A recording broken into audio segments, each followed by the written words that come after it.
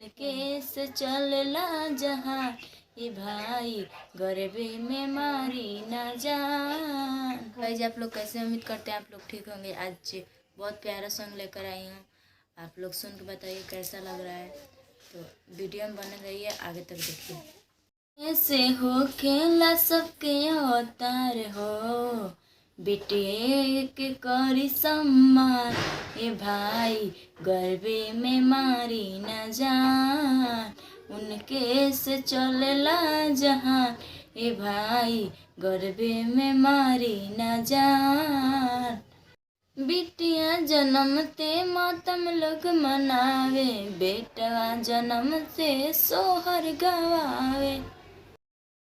के करी सम्मान ए भाई गरबे में मारी न जान। उनके से चलला जहाँ ए भाई गरबे में मारी न जान।